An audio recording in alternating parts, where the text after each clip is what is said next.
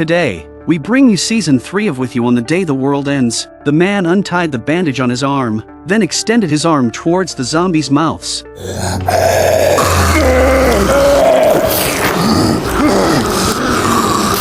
The intense pain made him growl, and his subordinate pried open the zombies' mouths, allowing the man to break free. The man was the religious leader in the apocalypse. Being bitten by the zombies was exactly what he wanted to show his followers as a demonstration of his power. The virus gradually spread to his brain, and the leader closed his eyes, as if performing some kind of ritual. In the final moment, the leader suddenly opened his eyes, and the virus quickly retreated. This scene stunned Hibiki. Just yesterday, Hibiki and Yuzuki had still been wandering outside. Although it had been over a year since the zombie outbreak, the world was still overrun by zombies, and no miracle had occurred. He and Yuzuki had been searching for the mysterious man for the past 10 months, but they still had no leads. If everything had gone smoothly, Hibiki's girlfriend, Kurumi, should have already given birth. Yuzuki comforted Hibiki, saying they would definitely find her. At that moment, the sound of a car alarm came from outside, and they rushed out to check. They saw zombies surrounding a car, and it looked like there were survivors inside. They decided to rescue them. Hibiki's combat skills grew more refined as he swiftly dealt with the zombies. He then pulled open the car door to rescue the survivors. Just then, more zombies appeared in the distance. Seeing the situation, they prepared to rush out. Hibiki and Yuzuki worked in perfect coordination, defeating a large number of zombies. After breaking free from the zombies' encirclement, they finally reached a safe area. The man introduced himself as Shinji. Before they could exchange more words, a sheet metal wall behind Hibiki suddenly collapsed, and 2 zombies fell on top of him. Yuzuki was entangled by an Ira zombie, and another Ira zombie lunged at Hibiki. In the nick of time, the zombies were killed with a single knife strike. The person who appeared was none other than the long-missing Tsuboi. It turned out he had also been attracted by the car alarm. They all had the same goal: finding the mysterious man. Tsuboi hadn't found the mysterious man either in the past half year. Even though the mysterious man organization was constantly stealing food and killing people, they remained elusive and impossible to track down. The mysterious man organization moved from place to place, never staying in one spot for long, making it nearly impossible for Hibiki and the others to track them down. Tsuboi turned and drew a knife, pointing it at Shinji. He didn't trust strangers. Seeing this, Hibiki tried to stop him, and Tsuboi gave Hibiki a piece of advice.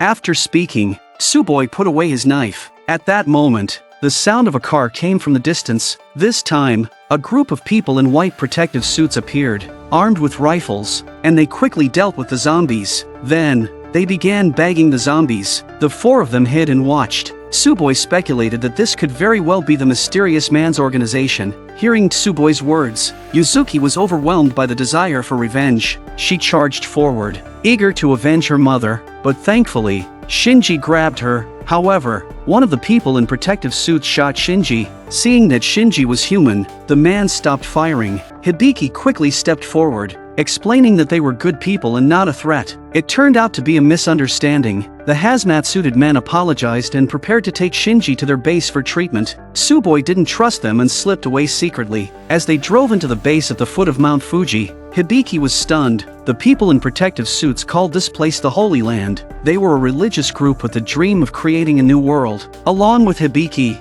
Yuzuki, and Shinji, they also brought back a man and a woman. The woman's name was Iori, and she kindly gave Yuzuki a haircut. The man was named Tetsuo. He had taken a liking to Iori and swore to protect her with all his might. Iori was very pleased when she heard this. Hibiki, however, remained silent. He wasn't sure whether this place was safe. If it turned out to be a cult, things could get dangerous. The next day, Katsuhiko showed them around the base and informed Hibiki that Shinji was no longer in danger and would be discharged soon. When Hibiki asked if they knew anything about the mysterious man group, Katsuhiko shook his head and said, "That's not our concern. We are well equipped here, and the mysterious man wouldn't dare to attack us." Hibiki decided not to press further. During mealtime, their food consisted of wild vegetables and meat, but the meat looked strange. Katsuhiko referred to this as God's meal. Rich in abundant protein, Tetsuo eagerly tried it and found it delicious, even feeding a piece to Iori. However, After eating,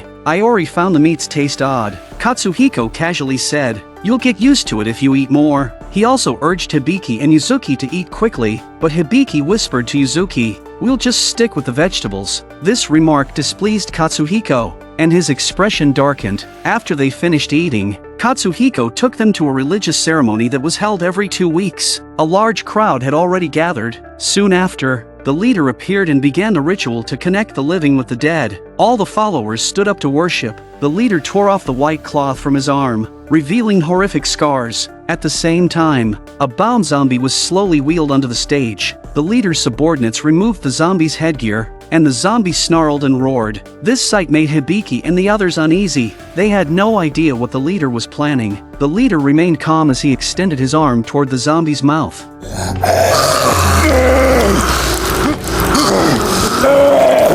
The intense pain made Wanatai growl loudly, and one of the subordinates pried open the zombie's mouth, allowing Wanatai to break free. His intention behind this was to showcase his power to the followers. The virus spread rapidly toward his brain, and Wanatai closed his eyes as though performing a ritual. In the final moment, Wanatai suddenly opened his eyes, and the virus retreated quickly. This stunned Hibiki. Could he really be immune to the virus? On the other side, Tsuboi arrived at a location where he discovered zombies hanging up, and the bodies of the zombies bore the distinctive mark of the Mysterious Man organization. The blood on the zombies hadn't dried yet. Tsuboi realized that the Mysterious Man group must be nearby. Just then, a voice came from behind him. お前、ずっと後をつけてきてるな。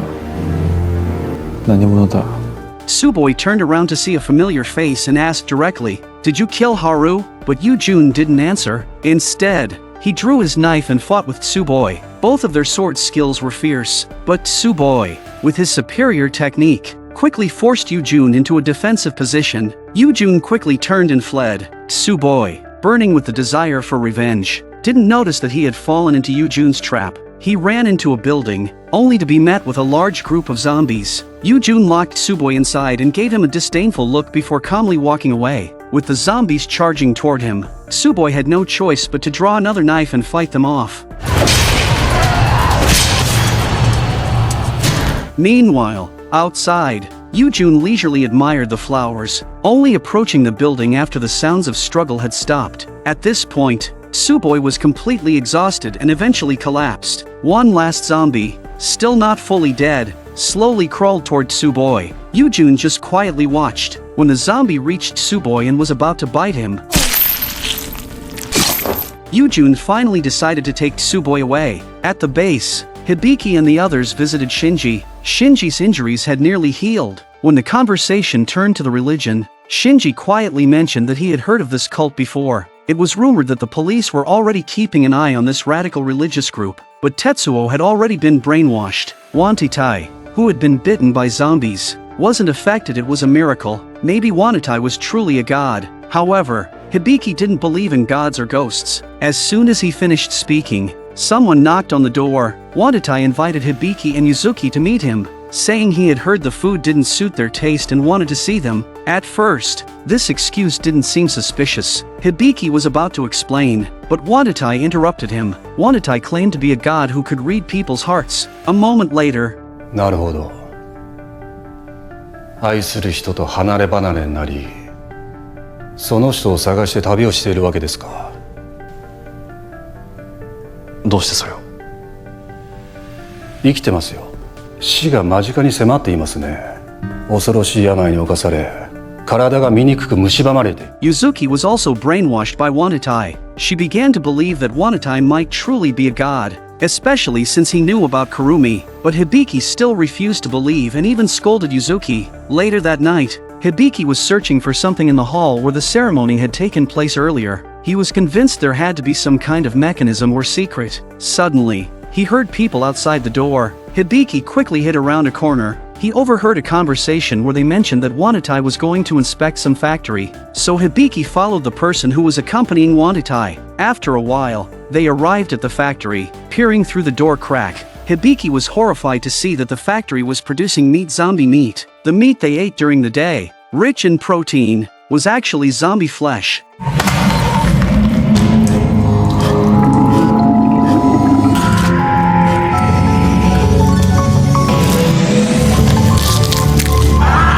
Hibiki froze. He quietly left the place without making a sound. Meanwhile, in the room, Tetsuo suddenly fell off his chair, and Iori and the others rushed to check on him. The next second, Tetsuo had mutated into a zombie. Seeing Tetsuo charging toward them, Iori decided to no longer hold back.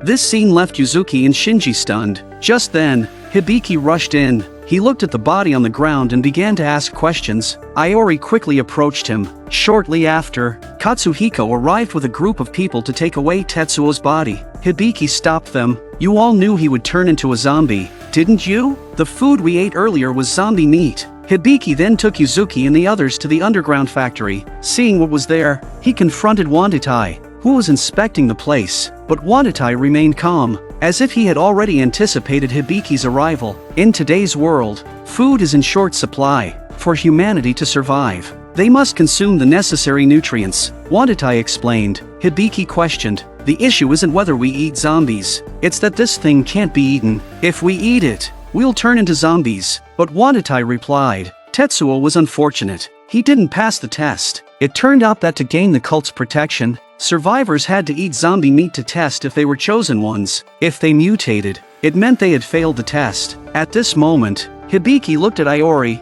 Iori had also eaten zombie meat earlier, but she hadn't mutated. This meant she had passed the test, and she had some resistance to the zombie virus. This was an essential ability for surviving in this world, and all members of the cult were survivors who had passed the test. As long as Iori is willing, she can stay here forever. Yuzuki could too. The meat they gave Yuzuki earlier was real meat, not zombie meat, because the cult accepted children unconditionally. But Hibiki wasn't so lucky. Wandatai cut a piece of zombie thigh meat and tossed it to Hibiki. "Eat it. Stay. Don't eat it. Leave." He let Hibiki make the choice himself. Of course, Yuzuki stood by Hibiki unconditionally. She didn't want Hibiki to eat the meat and wanted to leave with him. Seeing Hibiki hesitate, Wandatai added another condition. If Hibiki stayed, he would help Hibiki rescue Kurumi. To save Kurumi, Hibiki grabbed the zombie meat and ate it. これで死ななきゃ俺は合格なんだな。 Meanwhile, Tsuboi slowly woke up. Upon seeing the face of the mysterious man, he immediately started to struggle but was quickly held down. The mysterious man turned out to be part of an organization. There were at least a dozen people. Hibiki called them the X-Organization. Inaba grabbed Tsuboi by the hair and asked him why he was following them, but Tsuboi showed no fear at all. 川だ。お前ら全員殺してやるよ。 Inaba didn't waste any time and was about to take action. Just as he was about to kill Tsuboi, a woman's voice stopped the knife in midair. The woman slowly walked up to Tsuboi and stood there, silently watching him. Tsuboi looked up, and a familiar face appeared. Hibiki has eaten the zombie meat. As long as he doesn't mutate, he will pass the test. After a checkup by the doctor, Hibiki was found to be fine for now. Hibiki couldn't wait to rescue Kurumi, but Wandatai remained indifferent. He told Hibiki to trust him. At that moment, one of the subordinates reported that they had captured a person who had escaped 2 days ago, and that person was Hiro, the one who had left the shelter earlier. It turned out that after Hiro and Kane had left the shelter and encountered the cult, they discovered that the cult ate zombie meat. After causing destruction in the factory, they fled. However, the cult sent a team to capture them. To cover Kane's escape, Hiro knocked her out, but unfortunately, he was captured. Hibiki and Yuzuki recognized Hiro and rushed to stop them,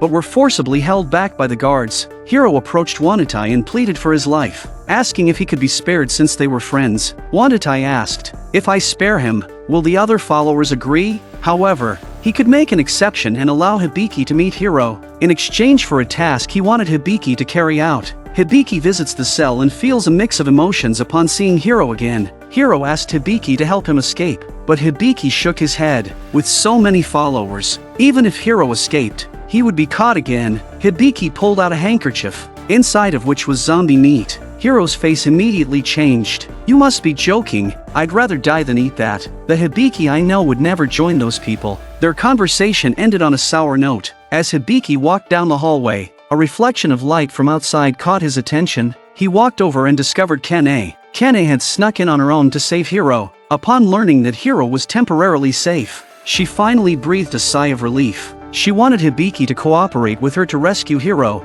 However, Hibiki said he would talk to Wanatai. He believed that Wanatai wasn't someone who couldn't be reasoned with. Kane immediately realized that Hibiki must have eaten the zombie meat. ナミヤさん、大丈夫？洗脳されてるんじゃないの？ After saying this, she leaves. As Hibiki pondered over these issues, Iori and Shinji ran over. It turned out that Yuzuki had suddenly disappeared. They went to the dining hall to inquire, but no one answered. While searching elsewhere, Hibiki suddenly spotted two women holding Yuzuki's backpack. Hibiki asked the women about Yuzuki, but they refused to speak. The next second,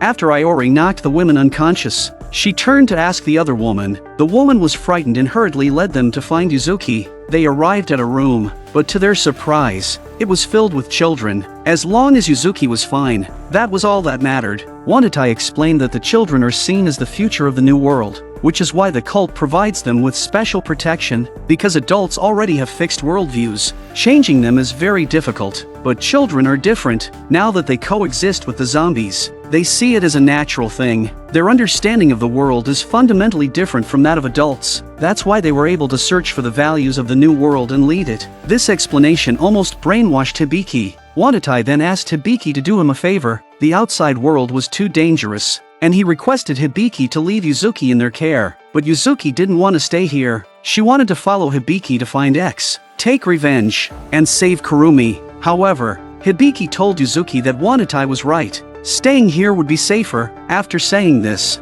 he left. Not long after, Hiro and another person who didn't eat zombie meat were brought to the place where the ceremony would be held. They have all defiled God's meal, and as atonement, they must perform the Mary Sue ritual. The so-called Mary Sue ritual was actually a hanging ceremony. In Wanatai's words, it wasn't death, but rather becoming a Mary Sue. The children ate the meat of those who underwent this ritual. While Yuzuki was eating the meat, she suddenly pulled something out of her mouth, and to her horror, it was a large gold tooth. And then she suddenly remembered that the man she had seen during the day had a large gold tooth in his mouth. Yuzuki realized she had just eaten human meat. She froze in terror and began to tremble uncontrollably. Meanwhile, Hibiki learned the truth and was equally shocked. Wanatai continued brainwashing Hibiki, explaining that by feeding himself to the children, becoming their blood and flesh, he would connect with the future. As long as the children lived, the adults would live on too, just in a different form, continuing to exist in the children's bodies. There was no greater honor than this. Just as they were about to execute Hiro, Hibiki became agitated. He wanted to stop it, but the cultists forcibly held him down. Wanatai kept brainwashing him. Hibiki, this is for you too. Later, you can bring your girlfriend here, and you'll live happily as a family of 3, without worries about food or shelter. In order to protect the children surviving in the new world, and to protect your loved ones, Hiro scoffed. Hibiki, believe his words if you want, but when you see Kurumi, she'll be disappointed in you. With those words, Hiro had a hood put over his head, and his neck was tied up, ready for execution. At that moment, no one knew what Hibiki was thinking. With a pull of the rope, Hiro was hoisted into the air, but just then, Hibiki made his move.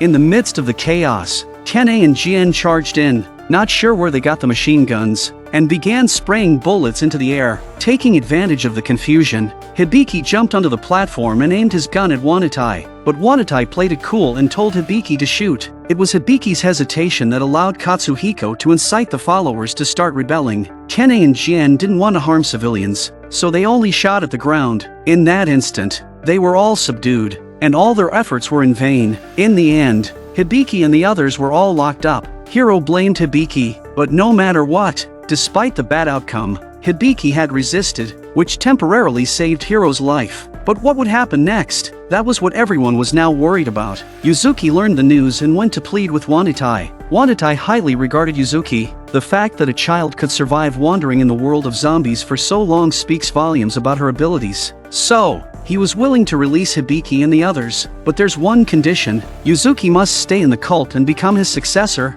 the future leader of the new world. But these reasons alone shouldn't have been enough for Wanatai to treat her this way, right? Iori and the others were also puzzled, wondering why Wanatai was so fixated on Yuzuki. Iori questioned Yuzuki's personal maid, thinking she might know something. After some threats, Iori realized the maid truly didn't know anything, and so she finally released her. Iori suddenly remembered when Wanatai was taken hostage. He had said, "Kill me," and the look on his face didn't seem like an act. Was he afraid of death, or was he yearning for it? As she pondered this, the door suddenly burst open, startling the maid. The Mysterious Man Organization, X, had begun their invasion. At that moment, the two cult members spotted Yu-jun and issued a warning to him, but the next second, they were swiftly killed by a mysterious man who appeared from the shadows. The rest of the group followed, forcing the remaining cultists to surrender. The mysterious man immediately commandeered a vehicle and drove straight into the base. Once inside, they wasted no time and began a violent massacre. One of them barged into Iori's room, and Iori fought the mysterious man to a standstill. However, when the mysterious man pulled out a gun, Iori froze. In the next moment, Yuzuki swung the wrench at the mysterious man's head. Iori seized the opportunity, kicking him to the ground and delivering a decisive blow. She then dragged him to a fridge and knocked him out cold. Meanwhile, Yu-jun charged straight into the cell. Looking at his face, Jian mumbled, "Brother, is that you?" Yu-jun looked at Jian with a momentary look of confusion. At that moment, a companion called out for him to leave. Yu-jun glanced at Jian, not harming them, before turning and walking away. In the hall, the remaining cultists were guarding the area, and they had captured one of the mysterious men. The X group had arrived as well, but they also held the children hostage. There was no choice. The children couldn't be harmed, so Wanatai slowly walked out. The mysterious men's demand was simple. They wanted food enough to last them a month. For the safety of the children, Wanatai agreed to the mysterious man's demands. Meanwhile, in the prison, Hibiki and the others were struggling to reach the keys. Iori and Shinji also arrived amidst the chaos and managed to open the cell doors. Hiro immediately recognized Iori. As a former cop, he had seen Iori before. Iori was a notorious con artist, a bad woman who deceived men using various titles. But now, in this apocalypse, those things didn't matter anymore. When Hibiki learned that the X group had attacked the cult, he immediately sprinted out, chasing after them. Jian, wanting to find out more about her brother, followed him. Hiro, having been saved by Hibiki, decided to help as well. Jian caught up with Yu-jun, but Yu-jun pointed a gun at her to prevent her from approaching. Jian could only watch him leave. When Jian noticed the wreath placed on a corpse, she suddenly realized that Yu-jun was Min-jun's twin brother. They were originally 3 siblings. The wreath was something she taught him to make. Later, her brother went missing, and she never expected to see him here. When the X organization was preparing to evacuate, Hibiki suddenly attacked one person, then drove the vehicle, closely following them. Yuzuki saw this and wanted to help Hibiki, so she snuck onto the last truck carrying equipment. Shinji, worried about Yuzuki, also sneaked onto the truck and took out one of the enemies. Meanwhile, Hibiki reached the halfway point and noticed a car had stopped. Hibiki got out to check. In the next moment, the person who appeared was none other than Tsuboi. It turned out that Tsuboi had joined the X organization. But how could this be? Wasn't Tsuboi always after the X group, wanting to destroy them? Tsuboi refused to answer and instead attacked Hibiki with a sharp strike. Hibiki was no match for Tsuboi. He tried to grab Tsuboi by the neck, but Tsuboi kicked him off with ease. The next moment, Tsuboi pulled out a knife and slashed Hibiki across the abdomen, then kicked him down a slope.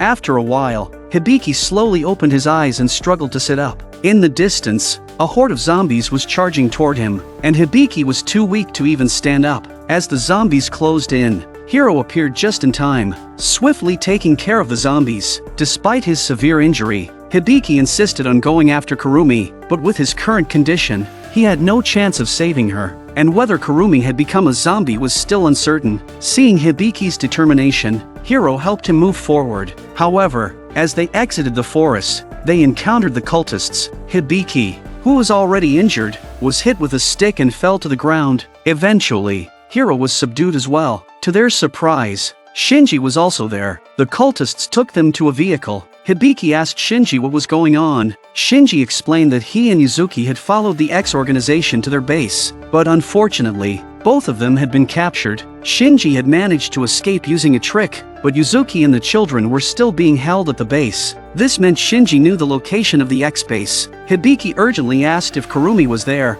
Shinji had indeed seen Kurumi, but fearing Hibiki might lose control, he lied and said he hadn't seen her. The group was taken to the hall, where Katsuhiko demanded they reveal everything about the X group. Shinji reluctantly shared what he knew. The X group followed the orders of an old man named Guda. However, Guda was gravely ill, so they had taken Kurumi to treat him. Unfortunately, the base was running out of medicine, and Guda's condition was critical. The required medication was extremely hard to find. Shinji revealed that he once worked in a research facility where the medicine could be found. So Shinji took them to find medicine, but halfway through, he escaped, only to be captured again by the cultists later. After hearing this, Wandatai decided to let Hibiki and the others go ahead and find the medicine, so they would have leverage in negotiating with X. But Hibiki suggested that they should take advantage of X organization's trip to find the medicine and directly attack their base. He would rescue the children. However, the cult's weapons had been stolen by the X organization,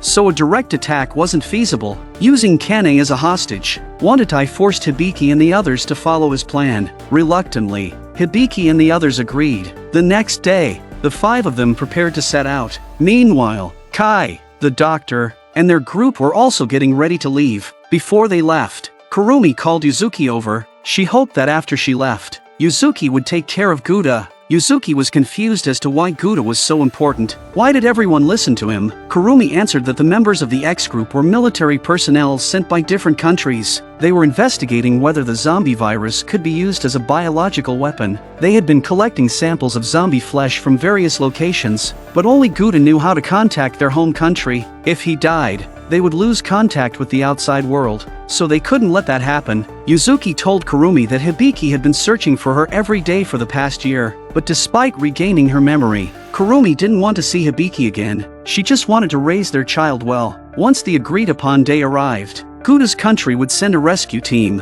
and Kurumi had made a deal with Guda to take the child with her. That was why Kurumi was doing everything in her power to keep Guda alive. On the other side, Hibiki and the others arrived at the research facility first. Not long after, members of the X organization arrived as well. They killed 2 cult members and grew suspicious. It had to be Shinji who had led them here. It seemed the cult was trying to compete for the medicine. They knew they had to act quickly. A horde of zombies was wandering the hallways. Hibiki and Hiro exchanged a look, then ran to take down the zombies in front of them. As they cleared one floor of zombies, the X group showed up, opening fire without hesitation. The group of them had to hide. Hibiki decided to draw the enemies away. Meanwhile, Shinji and the others had found the medicine and packed it up. They discussed how to break out. Meanwhile, Hibiki seized an opportunity to tackle one of the X members, pinning him down and choking him, but he was quickly kicked away. Yujun was about to step in when Tsuboi stopped him, telling him to go after the medicine first. Hibiki had survived falling down the cliff last time,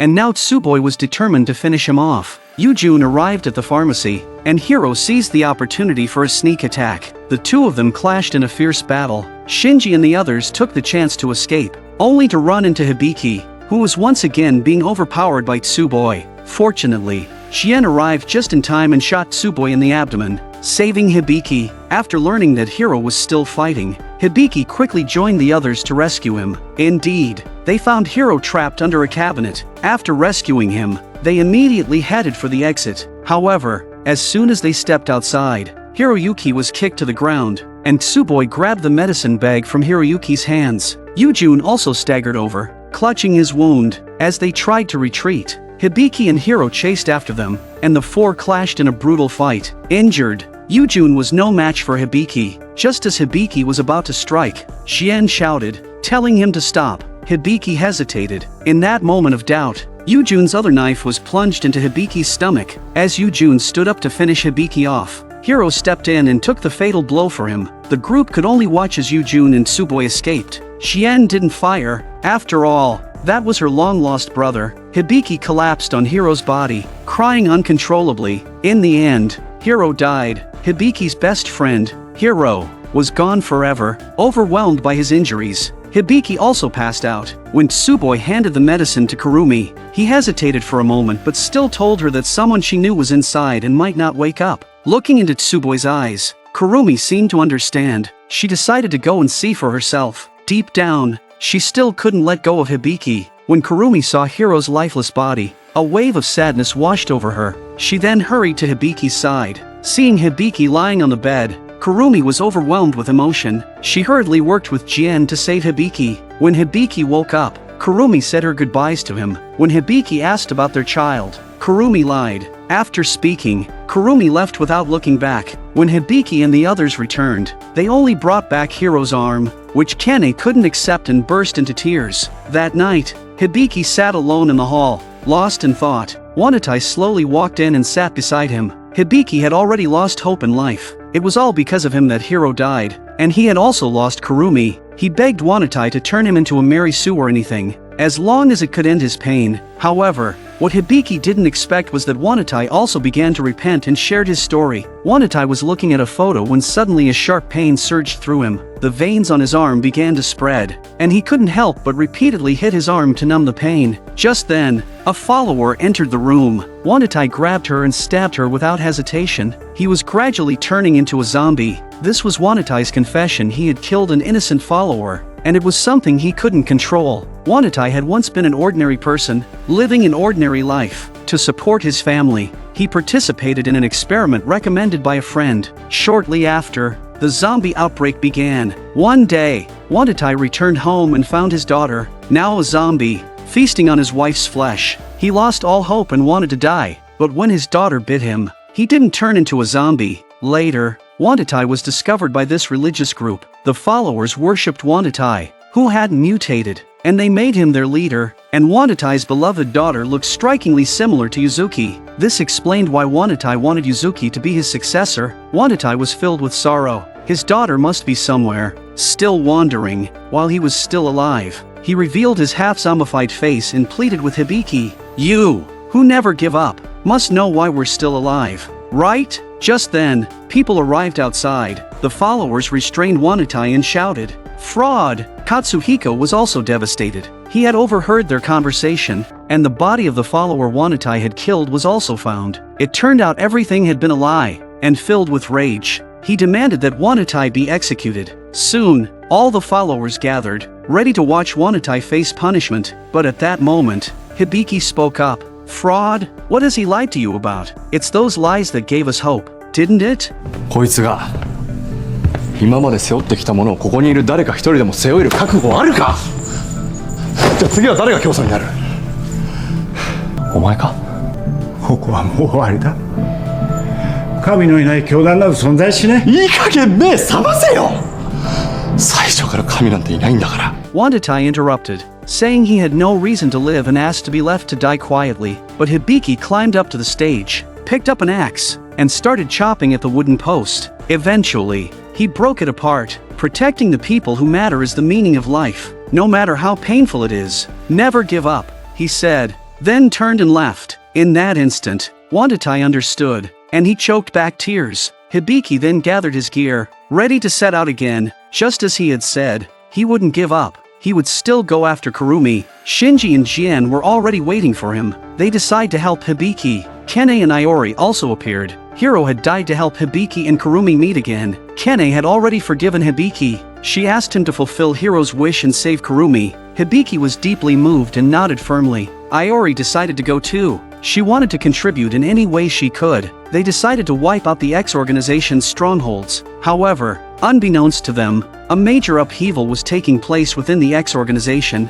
At the X organization's base, after Kurumi injected the medicine into Guda, his condition improved dramatically. Nearby, Inaba could no longer hold himself back. He aimed his gun at Guda, urgently wanting to know the way to contact the country. But soon, Yujun and the others aimed their guns at Inaba. However, under Inaba's brainwashing, the members began to waver and pointed their guns at Guda. Now, the only person on Guda's side was Yujun. The situation had shifted dramatically. Inaba demanded that Guda contact the country immediately, but Guda said he could only wait for the country to contact him. He couldn't reach the country himself. Angered, Inaba kicked a small bed and turned to leave. At that moment, Tsuboi stopped him. It turned out that Tsuboi had joined the X organization not only to save his life, but also to find out who had killed Haru. Inaba walked up to him and told him that it was Yu-jun who had killed Haru. Inaba wants to use Tsuboi to get rid of Yu-jun. Inaba then went back to Guda and aimed his gun at him. Yu-jun, of course, wouldn't allow Inaba to do that,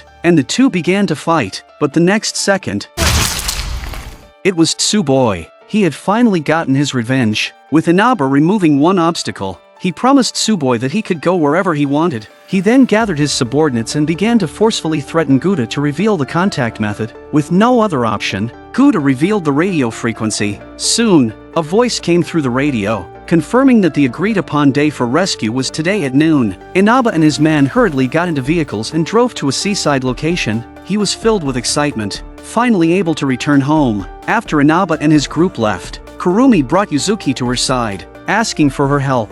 She believed that Yu-jun could still be saved. Tsuboi crouched on the side, doubting whether it was really Yu-jun who killed Haru. After Yu-jun was out of danger, Guda finally told the truth. It turned out the radio machine was just a recording. His contact with them had been cut off a long time ago. If he had told the truth, everyone might have lost the will to live. So he had to lie and say he could contact the country. He knew Inaba would soon realize he had been deceived and return. They had to leave before that happened. Guda had waited until Yu-jun was stable enough before revealing the truth. He wanted Kurumi to leave with him, but if Kurumi were to leave, she would have to take her child with her. However, Guda wouldn't give Kurumi that opportunity. They didn't have time. If she didn't leave, he would shoot her. At the same time, Hibiki and the others arrived at the X organization's base, only to find that no one was there. There were still crates of weapons, and they grabbed a few for self-defense. At that moment, Tsuboi threw a plate at Guda's face and then prepared to escape with Kurumi and Yuzuki. But suddenly, his left shoulder was hit. Another shot. Tsuboi barely dodged it.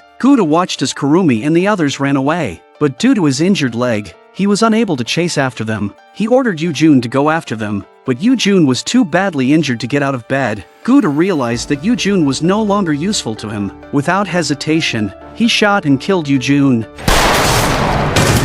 The next second, hearing the noise, Xian rushed over. She saw the dying Yu-jun, but she was ambushed by Guda. Guda quickly fled. Hibiki and Shinji arrived shortly after and found Xian injured. After confirming she wasn't in critical condition, Hibiki went to search for Kurumi. Xian insisted she was fine and asked Shinji to stop Yu-jun's bleeding first. Meanwhile, Kurumi managed to rescue the children. Then she got into the car with her baby in her arms and sped away from the place. Inaba and his men returned in full force, determined to find Guda and shoot him to pieces. This scene was witnessed by Iori, who hid in a corner, trembling, too afraid to move. Guda, unable to move quickly, was soon caught by the organization's members. Knowing he couldn't escape, he began to play the sympathy card, claiming he was also a victim. However, the organization's people saw through his act and weren't going to let him go anymore. Realizing there was no escape, Guda took out a grenade from his pocket and pulled the pin. With a huge explosion, the area became a battlefield of corpses. When Inaba arrived and saw the scene,